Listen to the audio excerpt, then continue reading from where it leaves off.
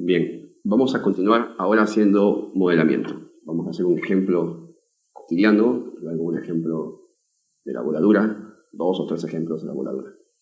Bien, un ejemplo cotidiano, quizá estudiado por los economistas, es el sistema ciudad. Una ciudad es un sistema. Y hay que ver la interacción entre sus componentes. ¿Cuáles son sus componentes? Por ejemplo, si uno ve desde el punto de vista de su relación con la industria, los componentes serían población, industria, y ¿qué genera la industria? Contaminación. Entonces, tenemos un sistema de 3 componentes. De hecho, puede uno imaginar que existen más componentes.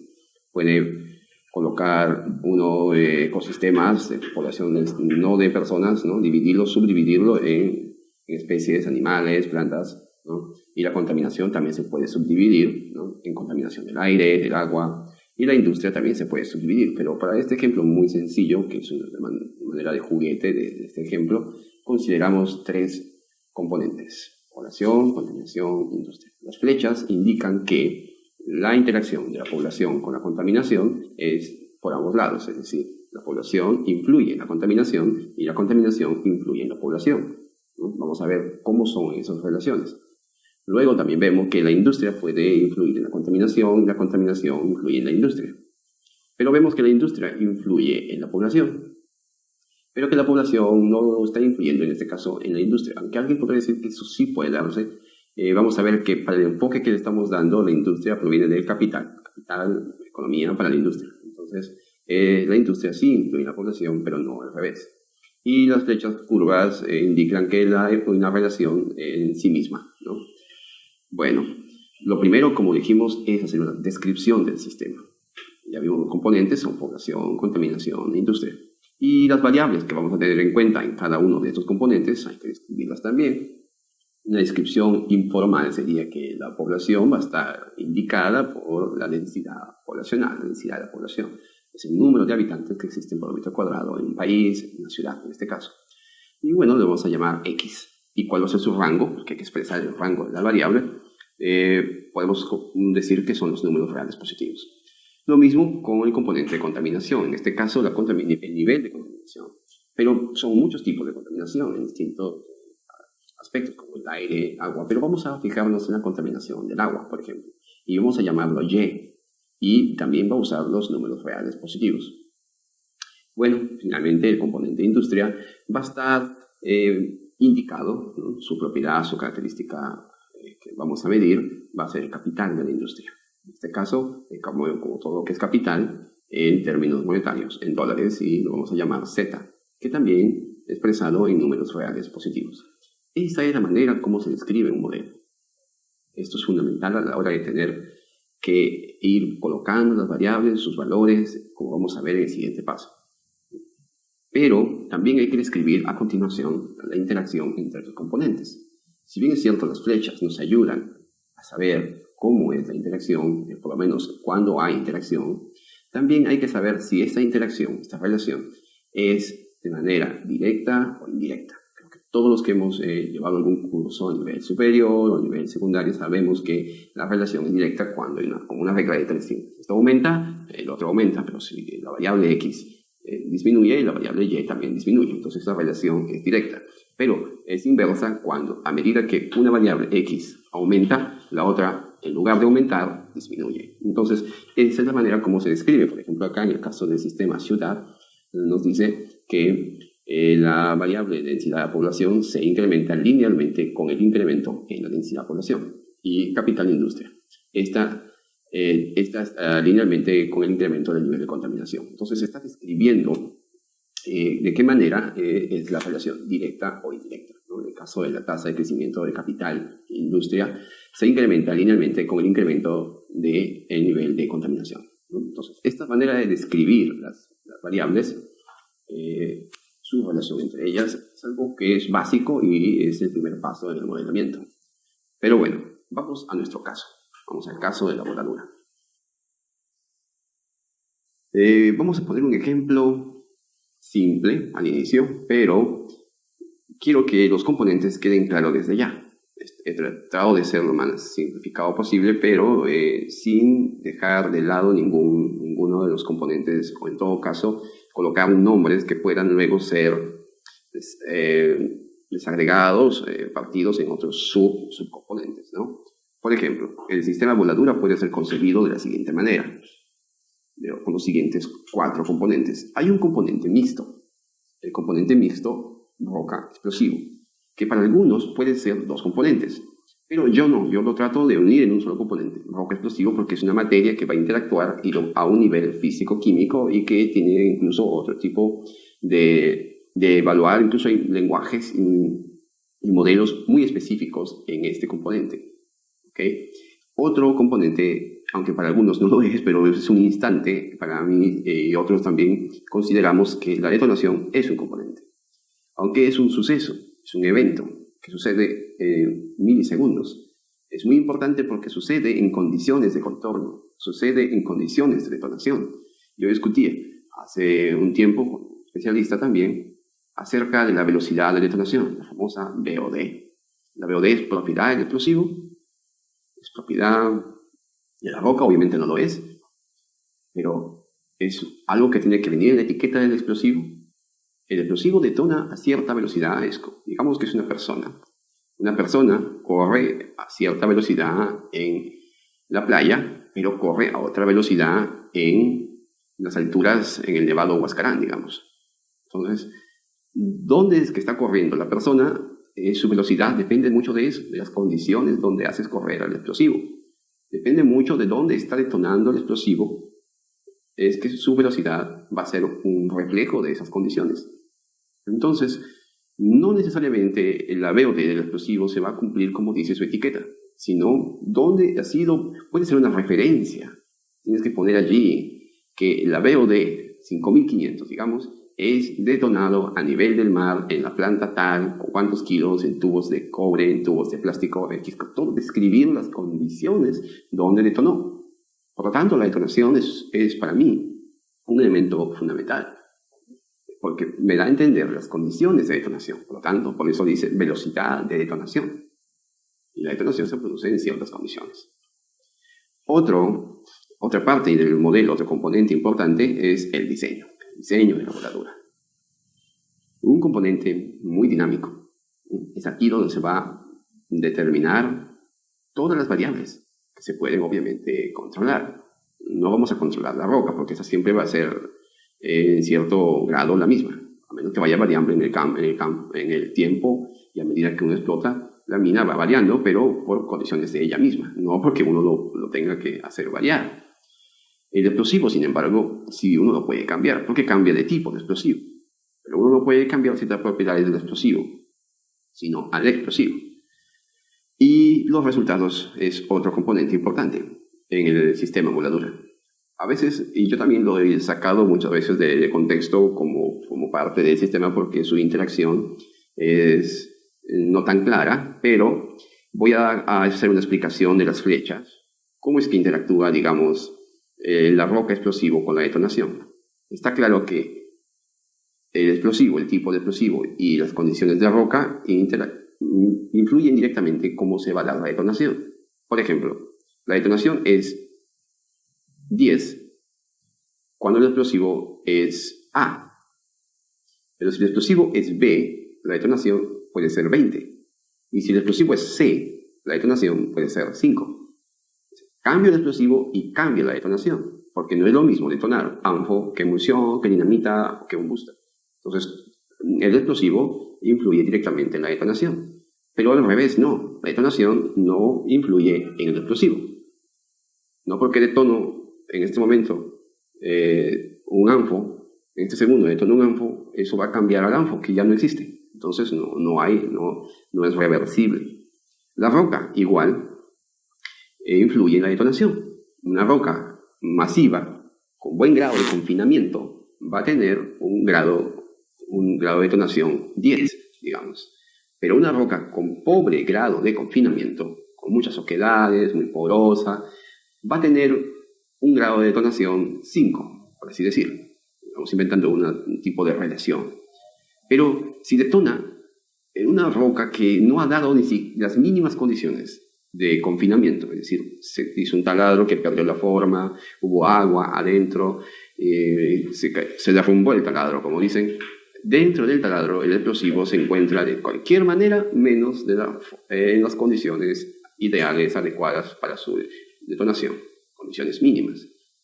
Por lo tanto, la roca sí influye en la detonación. Obviamente, como en el caso anterior, la detonación no influye en la roca, porque no es reversible, no va a cambiar la roca por el tipo de detonación. ¿Influye el diseño en la roca en el explosivo? Si yo hago un diseño de burle en el pasamiento, si hago un cambio en el diámetro, en la malla en general, en la geometría, ¿esto va a cambiar la roca del explosivo? Sabemos que no hay relación en ese sentido. Pero si cambia la roca, estoy entrando a una zona más dura, así como se dice en la mina, una zona más dura, entonces tendré que hacer cambios en el diseño. Asimismo, si han optado por comprar un explosivo más barato, si han optado por comprar un explosivo de menor calidad, pero más barato, me veré obligado a hacer cambios en el diseño. Pero si han optado por comprar explosivos de mayor calidad, con mayor eficiencia de fragmentación, quizá tenga que hacer otros cambios positivos en el diseño.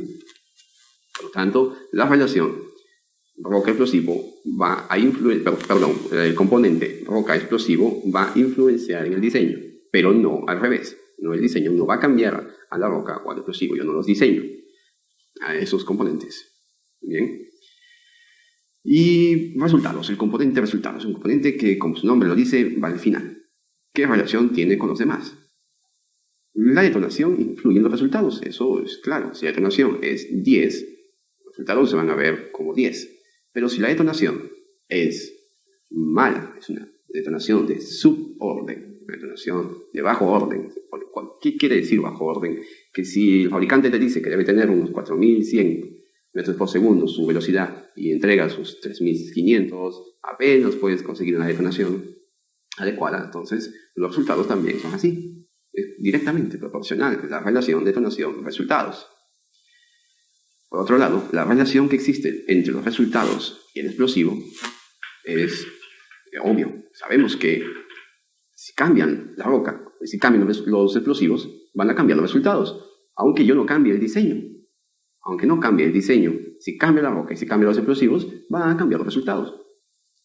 ¿Cuál es la relación diseño-resultado entonces? La relación diseño-resultado es de ambos lados. Los resultados pueden influenciar en el diseño. De manera muy concreta es la labor del diseñador. Ver cómo quedó, a ver qué ha resultado de mis cambios, de mejora que he hecho y hago un rediseño. Pero el diseño nuevo va obviamente a tener nuevos resultados. Entonces es una relación bidireccional, ¿no? Y hay otro tipo de relación otro caso de relación entre el diseño y la detonación. Para muchos, también muy estudiada este tipo de relación. Diseño una forma de detonar, ¿no? Con mangas, ¿no? Con accesorios, para que se encapsule la mezcla explosiva. Entonces estoy influenciando directamente sobre las condiciones de detonación. Y esta misma luego en los resultados. Entonces allí hay un triángulo recto muy bonito. El diseño, detonación, resultados. Este cuadro, esta lámina que estoy presentando, la he dejado por muchos sitios para que se entienda dónde y cómo deben actuar, teniendo en cuenta los niveles, la relación y cómo es que interactúan estos componentes. Hay una propiedad de la roca que es la resistencia a la compresión, que muchas personas siempre la toman en cuenta en voladura. Vamos a ver que no es tan importante, pero lo siguen tomando en cuenta. Entonces, también hay que saber qué propiedades de cada componente, por ejemplo, el componente diseño, el componente explosivo, en el componente resultados, voy a tomar en cuenta. En el diseño, burlen el espaciamiento, diámetro. En el explosivo, densidad del explosivo, energía del explosivo, potencia del explosivo. Y en resultados, fragmentación, niveles de vibración, fly rock, gases, tantas variables que uno puede tener. Describimos el sistema voladura. ¿Cuáles son los componentes del sistema voladura? roca, explosivo, detonación, diseño, resultados. ¿Cuáles son las variables que describen a cada uno de estos componentes? Del componente roca podemos encontrar muchas más variables que las que estoy aquí enunciando, escribiendo. Pero, a mi parecer, podemos empezar con estas. Densidad o peso específico de la roca. Resistencia a la compresión o resistencia a la tracción. Son distintas, pero a cualquiera de ellas podemos trabajar. Voy a explicar ahora algo al respecto.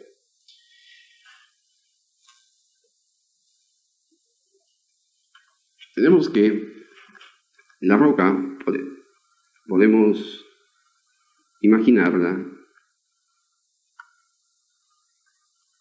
compuesta por muchas partículas, así. Esto es una vista microscópica, digamos, microscópica de un bloque de roca. Puede ser granito, por ejemplo. Pero bueno, si comprimo el granito, eso se llama comprimir, ¿no es cierto? Estamos comprimiendo. En algún momento lo voy a comprimir tanto que voy a originar una grieta. Se puede romper por compresión. Sí. ¿Quiénes rompen por compresión? Las chancadoras. Pero ¿no sería más fácil que en lugar de comprimirlo, de alguna manera jale para allá una partícula y jale para acá otra partícula, y al jalarlo se separe?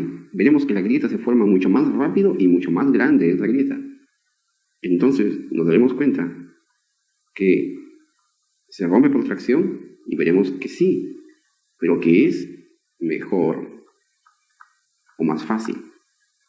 Entonces es más fácil romper por tracción. Es algo que hay que tener en cuenta desde ya. Sí se rompe por compresión, pero más fácil se rompe por tracción. Esto me costó explicar mucho, aunque es conocido ya por muchas personas y actualmente se maneja muy bien este concepto. No siempre los ingenieros de voladura que están en su día a día trabajando en la mina lo comprenden bien. Es que parece que ellos tienen una alta resistencia a la comprensión. Pero bueno, ya expliqué entonces que resistencia a la compresión y resistencia a la tracción son distintos y que es mejor tener o hacer caso, así digamos, a los modelos que sí emplean la resistencia a la tracción y no aquellos modelos que siguen empleando la resistencia a la compresión. Módulo de deformación. Eso es algo más parecido a la tracción que a la compresión. Se deforma porque hay fuerzas cortantes. No estamos en un curso de mecánica de rocas ni de materiales para entrar al detalle, pero su nombre lo dice, deformación. Hay fuerzas cortantes que van a cambiar de alguna manera la estructura interna y deforman el espécimen de roca. Y la velocidad de transmisión de la onda, de sonido. En este caso, puedo explicar que todos los materiales transmiten vibración. Mi voz está en este momento viajando a través del aire, y si no hubiera aire, no llegara al micrófono y a ustedes. Tiene que haber un medio para que vibren las partículas de ese medio y transmitan cada frecuencia que sale de mis cuerdas vocales. Asimismo, la explosión, la detonación, el explosivo genera muchas ondas, muchas vibraciones en distintas frecuencias y tienen que transmitirse a través del medio rocoso circundante, pero se transmiten a una velocidad que es similar a la velocidad del sonido, digamos. Y un tipo de onda que se estudia con mucha frecuencia por ser una onda principal es la onda de compresión tipo P, que ya es otra clase, lo explicaremos a más profundidad, pero conocida como la onda P. Entonces, la velocidad de transmisión de la onda P es un parámetro importante de la roca. El fracturamiento. La roca tiene una propiedad en conjunto, como macizo rocoso. Alberga en todo su sistema fallamientos, ¿no? Separaciones, juntas. Todo esto puede ser llamado fracturamiento. La misma roca puede carecer de fracturamiento. Un granito fracturado, un granito no fracturado. Los que saben de geomecánica lo van a entender muy bien.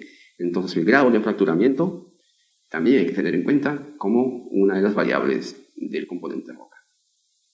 Otra puede ser el grado de alteración.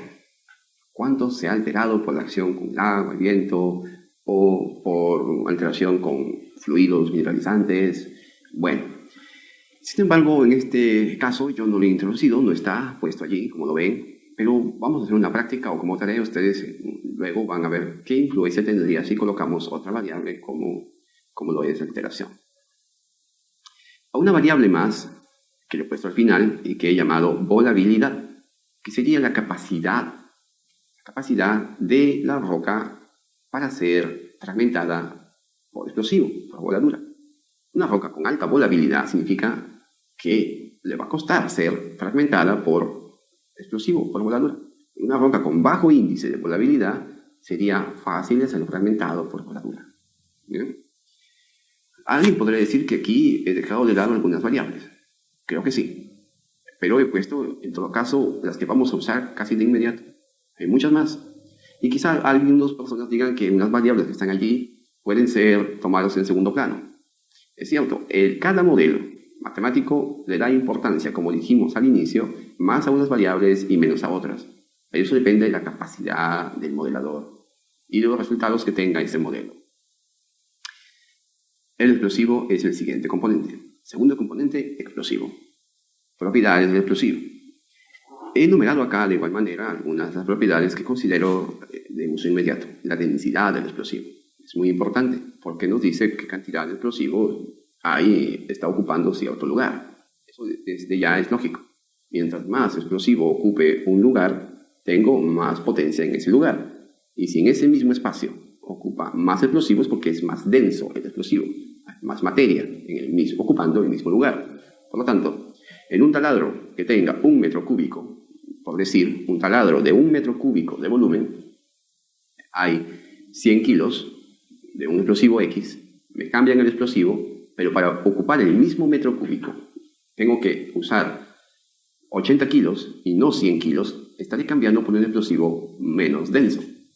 Pero si luego me trae un explosivo que para llenar el metro cúbico uso 120 kilos, entonces estoy usando un explosivo más denso.